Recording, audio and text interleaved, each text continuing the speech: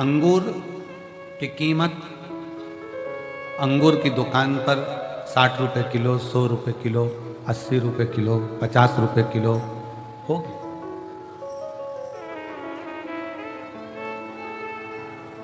आवाज बढ़ाइए चारों तरफ की। अंगूर की कीमत 50 रुपए, 60 रुपए, 100 रुपए किलो होगी,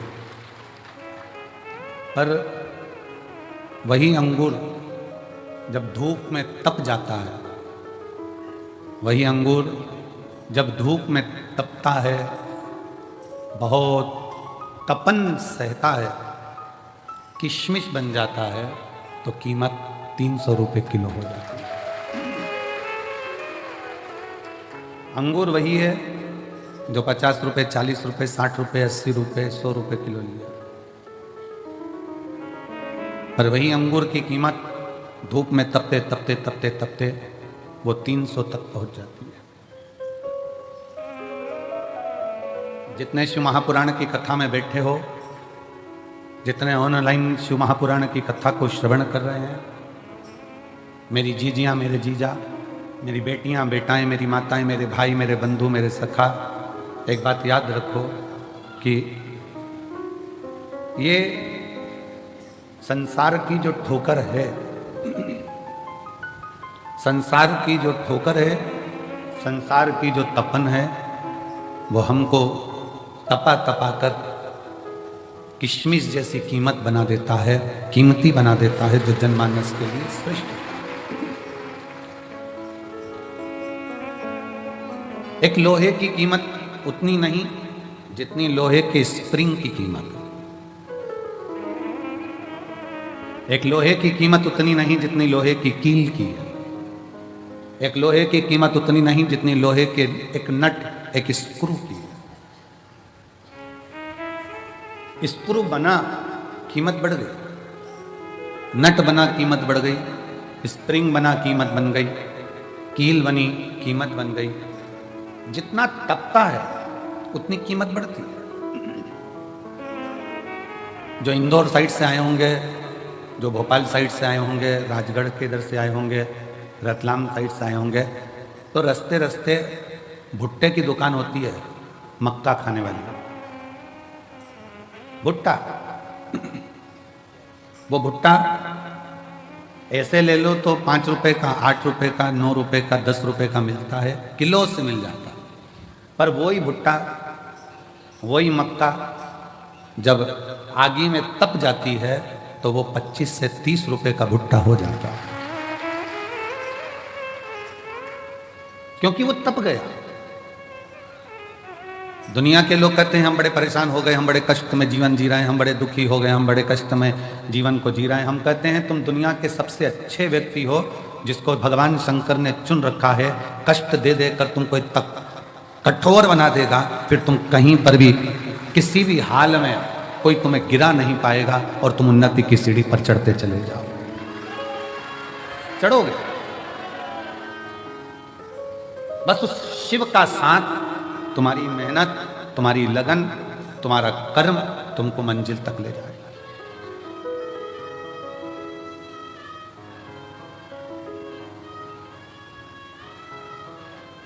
आज अपने पिता के घर से जाओ ना तो कहकर जाना, पापा जल्दी बुलाना, हमें जल्दी आमंत्रित करना। पिताजी हम इंतजार करेंगे कि हमारा बाबुल, हमारा पिता हमको जल्दी बुलाए, इंतजार रहेगा। एक मायके का जैसा इंतजार होता है कि पापा के घर से कोई फोन आए, मेरे पिता के घर से कोई कॉल आए, कोई सूचना आए, बस मेरे कुबेर भंडारी, तेरी बेटी, तेरा बेटा आज जाएगा, पर कृपा करना कि तेरे फोन का इंतजार करूंगी, तो करुणा कर दे। इंतजार,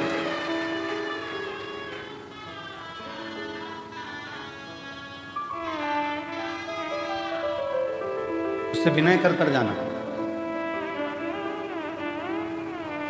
जाते जाते एक बार दिल से उससे बात कर कर जाना। अपने हृदय का भाव उसको कहकर जाना।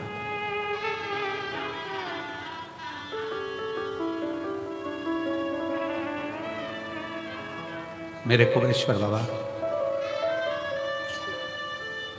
बहुत दूर से आई हूं, बहुत दूर से।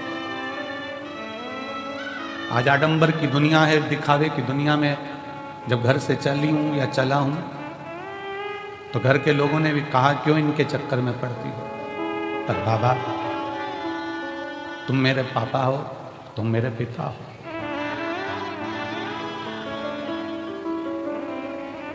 मैं इंतजार करूंगी, मुझे बुलाना जरूर, बहुत जल्दी बुला।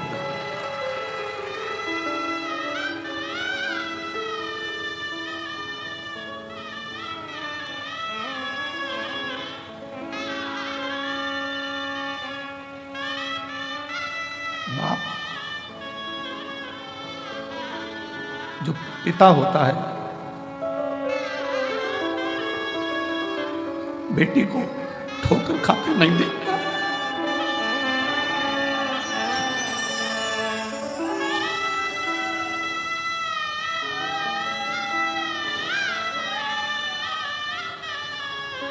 बाबुल तेरी प्रतीक्षा कर,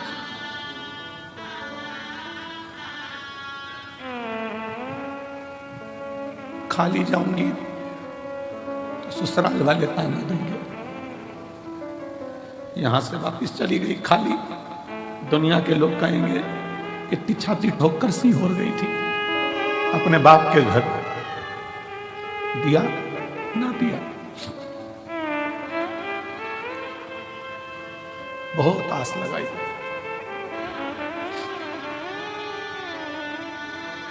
उसे कह रहे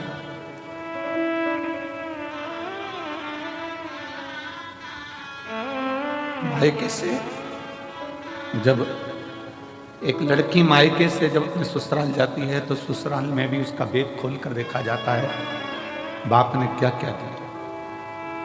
मैं भी सीहोर से जाऊं, इस कुबेरेश्वर बाबा की भूमि से,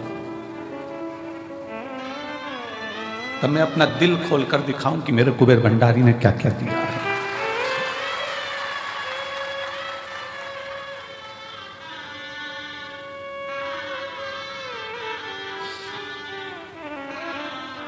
पिता है, बहुत बड़ी आस विश्वास शिव से लगाओ। ब्रह्मा ब्रह्मलोक में है, भगवान विष्णु वैकुंठ में, पर मेरा शिव पृथ्वी पर है, मृत्यु लोक में है, तुरंत सुनता है। एक छत्रपति वीर शिवाजी महाराज का एक चरित्र पढ़ने में आता है कि जब वीर छत्रपति शिवाजी महाराज की मां एक दिन जीजाबाई ने कहा, शिवा सुन,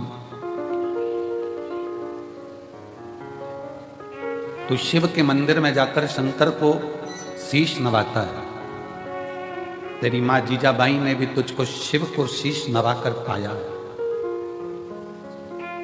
शीश नवाकर। जीजाबाई कहती है, शिवा जिंदगी में एक शिव और जिंदगी में एक सच्चा गुरु केवल पृथ्वी पर ही काम नहीं आता, जब प्राण छूटते हैं और हम जब उस लोक में जाते हैं तो वहां भी काम आता है।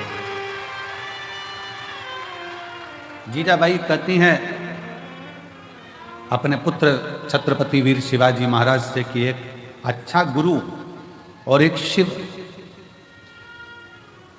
शिवा एक भगवान शंकर और एक गुरु जीवन में केवल मृत्यु लोक में ही नहीं उस लोक में भी काम आता है।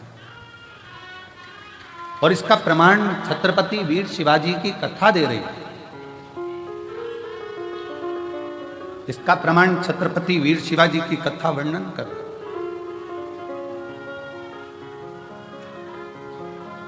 छत्रपति वीर शिवाजी की कथा कहती है कि मुगलों ने बहुत आक्रमण करे पर छत्रपति वीर शिवाजी पर विजय प्राप्त नहीं कर पाए। तब मुगलों ने तंत्र मंत्र वालों को बुलाया और तंत्र मंत्र वालों को बुलाकर बात करी कि इस छत्रपति वीर शिवाजी को अगर मारना है तो कैसे मारें। तो तंत्र मंत्र वालों ने कहा हमारे पास ऐसी विद्या है, हम उससे तुम्हें वहां तक ले जा सकते हैं और किसी को मालूम नहीं पड़ेगा, किसी को मालूम नहीं पड़ेगा। मुगलों, हम तुम्हें छत्रपति वीर शिवाजी के कक्ष तक लेकर जाएंगे। तंत्र मंत्र वाले, विद्या करने वाले मुगलों का साथ देकर उन मुगलों की सेना को छत्रपति वीर शिवाजी के कक्ष के बाहर तक ले गए। छत्रपति वीर शिवाजी के कक्ष के बाहर जब पहुंचे और अंदर तलवार लेकर छत्रपति वीर शिवाजी को मारने के लिए जब अंदर प्रवेश करा, जैसे ही अंदर प्रवेश करा तो मुगलों ने क्या देखा कि तंत्र मंत्र के बल पर अंदर तक तो पहुंच गए थे, पर छत्रपति वीर शिवाजी सो रहे थे और उसी समय पर एक हाथ निकल कर आता है और वो हाथ उस छत्रपति वीर शिवाजी के ऊपर रखा जाता है और तलवार उतना असर नहीं करता। मुगल वापिस गए और तंत्र मंत्र वालों से कहा कि तुम्हारे तंत्र मंत्र से हम वहां तक पहुंच गए, फिर ये मरता क्यों नहीं, इसको हमने तलवार मारी, लगती क्यों नहीं। तो तंत्र मंत्र वाले कहते हैं कि इस छत्रपति वीर शिवाजी का जो गुरु है और शिव है वो मरने नहीं दे सकता।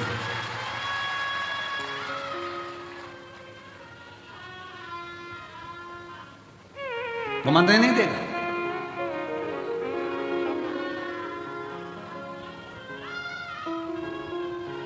इसलिए दुनिया के लोग उनको पुकारते हुए कहते हैं जय भवानी जय शिवाजी। समर्थ भगवान गुरु का हस्त और भगवान शंकर की विरल भक्ति छत्रपति वीर शिवाजी के ऊपर हाथ की तरह रखी हुई। और जितने शिव भक्त इस शिव महापुराण की कथा को श्रवण कर रहे हैं, भगवान शंकर की कथा को दिल से सुन रहे हैं, रुद्राक्ष महोत्सव में आप लोग आए हैं, कंकर शंकर की धरा पर पहुंचे हैं, आप सब के सिर पर भी कुबेरेश्वर महादेव का हाथ बना हुआ है, हस्त रखा है। बस भरोसा दृढ़ रखना, और जब भरोसा दृढ़ होगा, भरोसा दृढ़ता में धारण करोगे तो शिव को मिलने में देरी नहीं होगी। शंकर कब मिलता है? जब हमारा विश्वास दृढ़ हो जाए। थोड़ा तपना पड़ेगा, और जब तपन बहुत मिलेगी, दुनिया ताने भी देगी, गाली भी देगी, अपशब्द भी कहेगी, बहुत बोलेगी। एक पशुपति व्रत करा, काम नहीं हुआ, दूसरा करा, नहीं हुआ, आंकड़े की जड़ बांधी, नहीं हुआ, बहुत बहुत व्यवस्था। आप लोग व्रत करे, साधना करा, तप करा, सब कुछ करा, तो भी कार्य नहीं हो रहा है, तो समझना कि बाबा अभी और तपाएगा, और तपा ले, उसके बाद तुम्हें सोने जैसा निखार भी दे। फिर बाबा तुम्हें सोने जैसा निखार भी दे।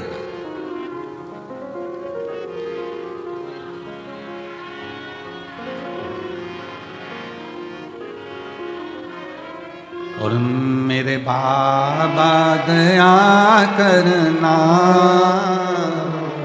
मैं तेरे भरोसे हूँ, मेरे भोले दया करना, मैं तेरे भरोसे हूँ, ना घर के भरोसे हूँ, ना परिवार के भरोसे हूँ, ना घर के भरोसे हूँ, ना परिवार के भरोसे हूँ, मेरे बाबा दया करना, मैं तेरे भरोसे हूँ, भोले बाबा दया करना, मैं तेरे भगवान को अपना हृदय, अपना दिल, अपना भाव शिव से कह देगा। तपाएगा, थोड़ा कष्ट भी देगा,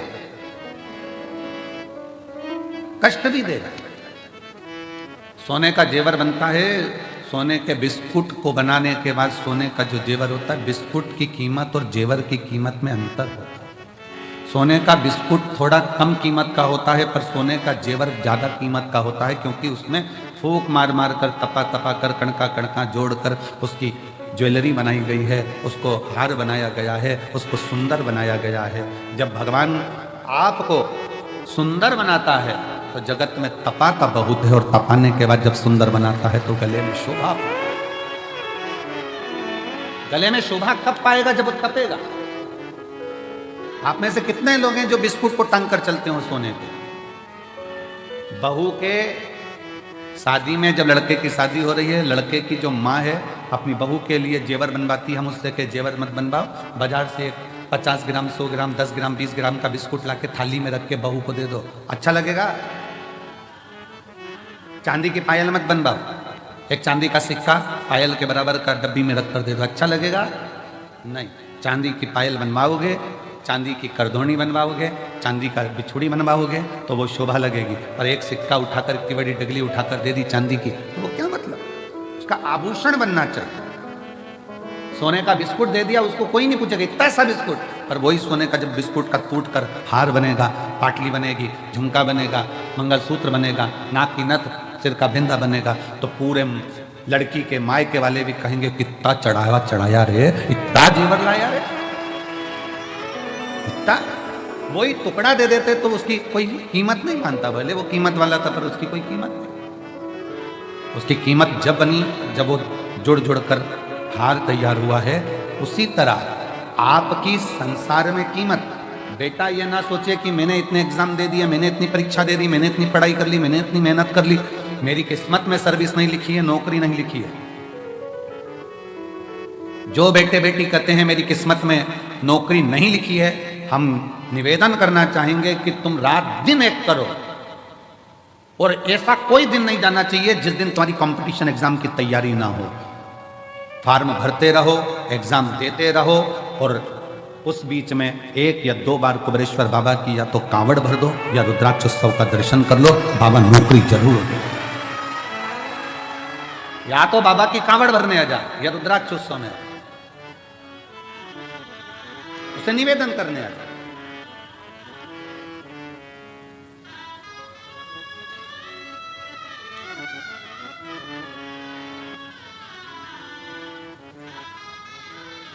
उससे विनय करने के लिए, जब तेरा मन पड़ जाए सावन के महीने में, जब तेरी इच्छा हो कावड़ में, जब तेरी इच्छा हो रुद्राक्ष उत्सव में, तू जब मन पड़ जाए बाबा की आ। वैसे नहीं आए तो ऐसे ही आ, एकांत में बैठ, कंकर बीन रख, 5 कंकर रख कर पूजन कर, विनय कर, जल चढ़ा, दीप लगा, बाबा को श्री शिवाय नमस्तुभ्यम 108 बार बोल, 4 कंकर छोड़, 1 कंकर ले, बाबा को बोल कर चल।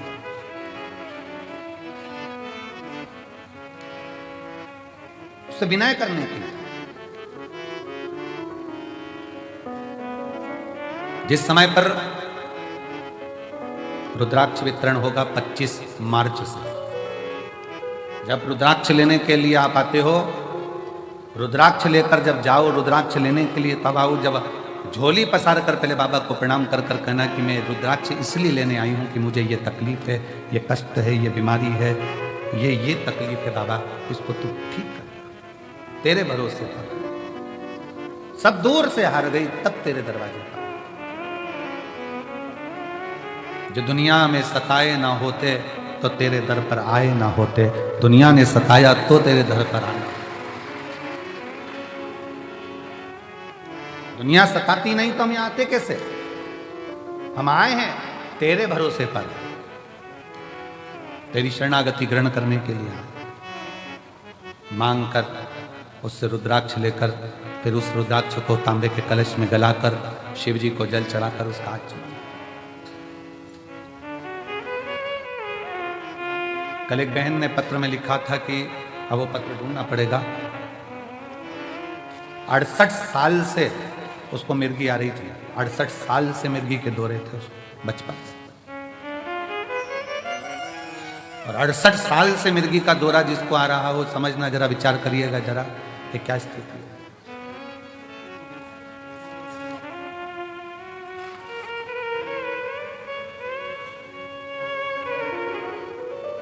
अब एक वो हमारे भारत गुप्ता जी के छोटे भाई पंकज गुप्ता जी, उनके ससुर के ब्रेन में ट्यूमर हो गया, और ब्रेन ट्यूमर हुआ तो डॉक्टरों ने कहा कि इसका ऑपरेशन तो हो जाएगा और करवाना जरूरी भी है, पर याददाश्त आएगी, कोमा में चले जाएगा, या तुम्हें पहचान पाएगा नहीं पहचान पाएगा, या ठीक रह पाएगा नहीं रह पाएगा, कोई भरोसा नहीं।